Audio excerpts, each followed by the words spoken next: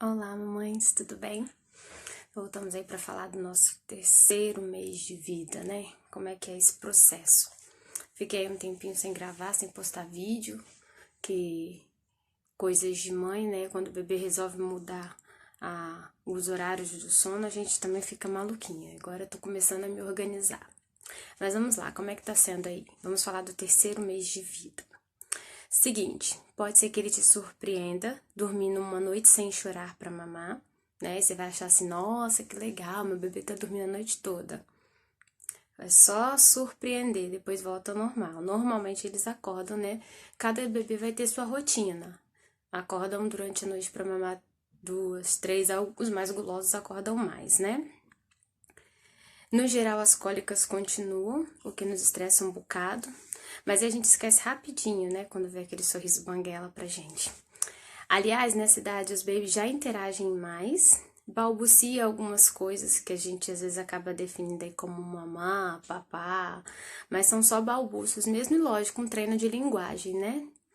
É lógico que aquelas crianças que têm a língua presa, é importante fazer essa avaliação, que nós comentamos nos vídeos anteriores. Ele já olha em seus olhos, embora ele ainda não tenha uma visão completamente definida, né, as cores perfeitas, mas ele já consegue olhar nos seus olhos.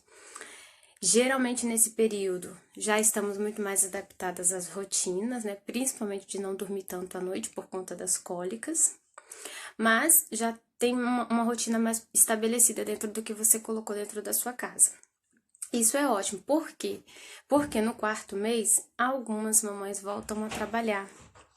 E aí, se esse for o seu caso, é importante você pensar se você vai manter a amamentação, o que é recomendado pela Organização Mundial da Saúde até o 6º mês de vida, né? A amamentação exclusiva, né? O leite exclusivo do peito. Então, se você pensa em continuar a amamentação, é bom você pensar também em bombinhas, sejam elas elétricas ou manuais. Eu sugiro as elétricas porque elas são mais rápidas para bombear. Às vezes você não vai ter tanto tempo disponível no seu local de trabalho para fazer esse processo, né? E tem as manuais, se você preferir. O que eu fiz? Quando o meu bebê completou 3 meses, 3 meses e meio, mais ou menos, eu deixei para fazer com uns 15, 20 dias antes de voltar ao trabalho. Eu introduzi a fórmula junto com a amamentação, tá? Infelizmente, para quando a gente tem que voltar a trabalhar, algumas mamães acabam introduzindo só a fórmula e tiram o peito, tá? Mas o ideal é manter, de preferência, só o peito. Mas se não tiver opção, junto com o peito, a fórmula. E aí o seu pediatra que vai recomendar qual a fórmula ou aquele leite, né, que seria melhor para o seu bebê, tá certo? Então não faça por conta própria, sempre consulte o médico do seu bebê. E aí, a pediatra do meu bebê recomendou uma fórmula que eu poderia iniciar. E o que eu fiz? Eu bombeava o leite, né? Comprei bombinha elétrica. Na época eu comprei uma usada.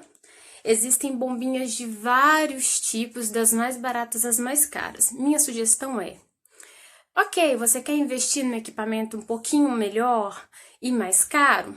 É sua opção. Mas não há necessidade de investir um valor muito alto numa bombinha muito cara que você não vai usar por muito tempo.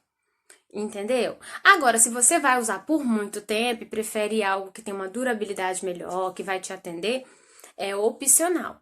Como no meu caso, todos os finais de semana eu estava com o bebê. E durante a semana à noite, eu chegava do serviço, eu estava ali à disposição para ele. Eu optei por não adquirir uma bombinha tão cara. Inclusive, eu comprei uma usada, entendeu? Esterilizei, fiz todo o processo de esterilização. Perfeito. A única coisa nova que eu comprei foram os frasquinhos para armazenar o leite. Mas hoje a gente sabe que tem empresas específicas que trabalham com isso, que alugam, né? Se você achar conveniente alugar, eu preferi comprar. Aí é bom colocar na ponta do lápis, sabe? Anotar direitinho pra ver o que vale a pena, né? Colocar na balança. Se compensa alugar ou se compensa comprar. Eu comprei um pacote com 10 frasquinhos de vidro, e com as tampinhas enroscáveis. Faz todo o processo de esterilização, gente, é muito importante esterilizar corretamente, tá? Pesquisa aí na internet como esterilizar frasquinhos para amamentar. Não tem muito segredo, né? Jogar água fervendo, lavar com água fervendo, depois deixar, de preferência, eles secarem naturalmente, mas não deixar aquela umidade. Quanto mais conseguir sacudir, melhor. O que você puder fazer para evitar o contato com bactérias. Beleza? Para não ter problema com seu bebê nem no armazenamento do seu leite. Muitas vezes, na correria, eu esterilizava rápido e sabe o que acontecia? Bombeava o leite todinho, era um frasquinho de 200 ml, tamanho de um copo americano. E aí congelava, quando ia descongelar, sabe o que acontecia? O leite estava azedo, coalhava, porque certamente eu não tinha feito o processo de esterilização correto. Então, o processo de esterilização é muito importante para que você consiga armazenar o seu leite corretamente e depois descongelá-lo corretamente. Tá, Sheila, como é que eu faço esse processo? Vamos lá. Você já vai começar a fazer com que o seu bebê se adapte a essa rotina, né? Então, você vai introduzir aí, vamos supor o meu caso, né? Que eu coloquei a mamadeira com fórmula e leite. A minha ideia era dar o menos de fórmula possível e mais de leite. Por isso que eu pedi indicação da fórmula, porque caso eu não conseguisse bombear o leite, eu tinha a fórmula como opção. Foi muito difícil. Por quê? O meu bebê, ele só estava acostumado com o peito. E aí eu tive que introduzir a mamadeira. Ele não se adaptou ao bico. Eu troquei. Não comecem, minha sugestão, tá? Não comecem com os mais caros. Não comecem com os mais caros, porque se o seu bebê se adaptar ao bico mais caro, você vai estar sempre gastando muito mais. Então, comecem com os mais baratos. E aí, se de fato ele não for se adaptando, você vai aumentando, aumentando, aumentando até os mais caros, ok? Então, eu comprei uma madeira simples, ele não gostou do bico. Era um bico um tanto torto, eu vou ver se eu consigo colocar a foto aí pra vocês. Ele não se adaptou com o bico, ele não conseguia sugar. Aí eu fui, comprei um outro bico, um bico simples também. E ele se adaptou. Foi fácil? Não. Porque ele não queria pegar o bico, porque, óbvio, né, um bico de silicone não chega nem perto ao formato ou a textura, né, da pele do nosso seio. Então, foi bem difícil. Quando ele mamaria no peito, eu tentava dar mamadeira. Sempre em porções bem menores, porque aí se ele não pegar, você pode descartar sem problema. Se você faz uma mamadeira cheia e ele não pega, você tem que jogar 60 ml fora. Então, não vale a pena. Faça uma quantidade pequena até ele se adaptando. E fiquei uma semana em processo de adaptação. Foram uma semana muito difícil. Foi uma semana muito difícil. Porque eu tive que deixar ele sentir a vontade mesmo, a fome mesmo, para ele poder pegar. Dava vontade de colocar no peito, sabe? Mas a gente tem que ser forte, porque a gente precisa trabalhar. Né? Não tem alternativa. Então, se eu não fizesse isso, ele não ia se adaptar, eu não ia conseguir voltar ao trabalho tranquilo.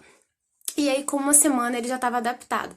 Eu dava o mamar de manhã, quando a gente acordava, ainda na cama, e à noite. No resto do dia, levantei da cama, dali pra frente era só mamadeira. Seja de fórmula ou seja o leite bombeado. Nesse intervalo, eu já tinha bombeado alguns potinhos. E aí, como funciona o bombear nos potinhos? Você tem um frasco de 200 ml. Óbvio que você não vai bombear de cara 200 ml, não vai. Tá? Pode ser até que você consiga se seu peito estiver muito cheio. Normalmente você vai bombear aí 10 ml, 15. Se você tiver com o peito muito cheio, você consiga bombear uns 50 feliz da vida, tá? Mas isso é adaptação. Nosso organismo vai entendendo que você precisa bombear aquela quantidade e aí você começa a bombear. Por isso que eu falei que o leite do peito é psicológico. A gente tem que estar tranquila. Se você ficar estressada, sai leite. Não adianta, não vai sair, ok? Então, esterilizou o frasquinho, você vai pegar o frasquinho, vai bombear lá o seu leite, colocou no frasquinho. Sabe o que você vai fazer? Eu peguei fita crepe, né? Colei no frasquinho com a data da primeira bombeada. Hoje são 26 de fevereiro de 2020, primeira bombeada. O frasco é de 200 ml, eu só bombeei 15.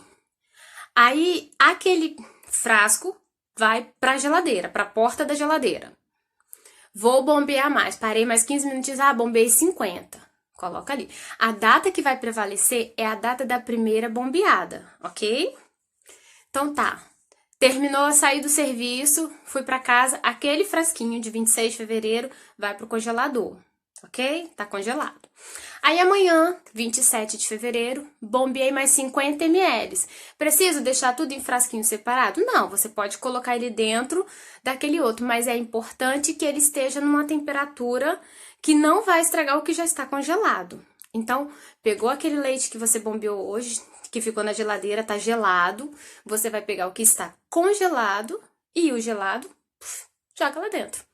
Então, o frasquinho do dia 26, você tem leite do dia 26 e tem leite do dia 27. Ok? Tá lá congelado. E aí, encheu os 200 ml, por exemplo. Encheu. Fechou, vai pro próximo frasquinho, o processo é o mesmo, tá?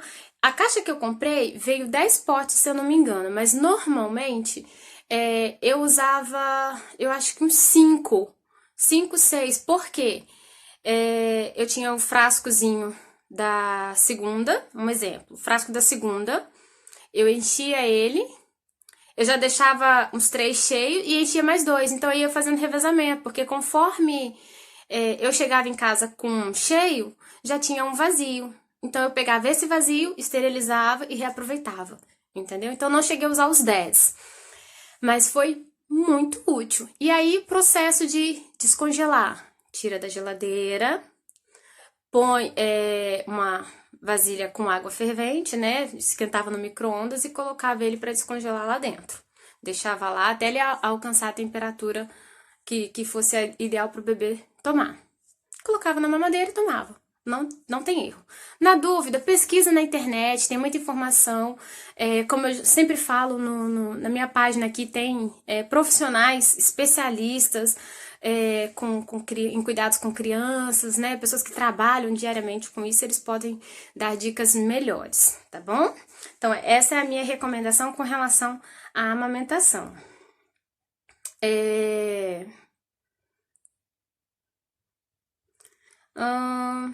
Importante os potes que eu falei, né?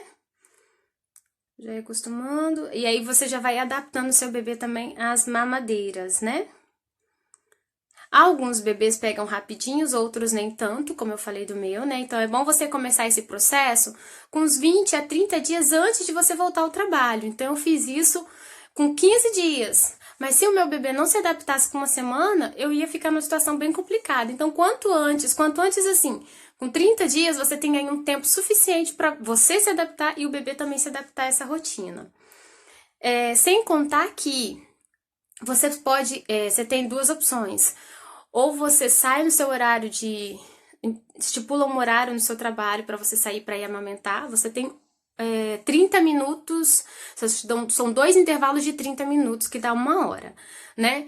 Então, você pode sair até 2 vezes do seu local de trabalho para amamentar o seu bebê. Só que, eu não sei vocês, mas infelizmente eu trabalhava numa região, eu não era tão longe da minha casa, mas também não era perto. Então, o tempo que eu ia gastar me deslocando do serviço até em casa era o tempo que eu precisava para amamentar. Então, eu optei por sair 1 hora mais cedo do serviço. E aí, eu saí 1 hora mais cedo, chegava em casa, ele tava bem, só esperando a mamãe chegar para poder ficar só no peito. Então, era super tranquilo. E aí, a minha dica, dá mamar de manhã, antes de você sair pro serviço, e quando você voltar do serviço. Os outros horários, depois de você voltar do serviço, é livre.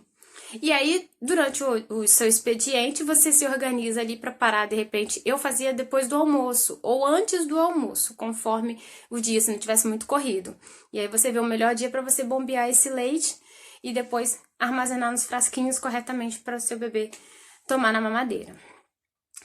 É bom você já ir decidindo também, isso até antes do bebê nascer, se for o caso, se você vai matricular ele numa creche ou se vai ter alguém para ficar com esse bebê. Eu tive a facilidade de ter alguém para ficar. Mesmo morando longe da família, a minha cunhada, ela se disponibilizou a ficar um período na minha casa para me ajudar, porque a minha ideia era matricular ele na creche. Mas eu não queria matricular ele com 4 meses. eu queria esperar um pouco mais.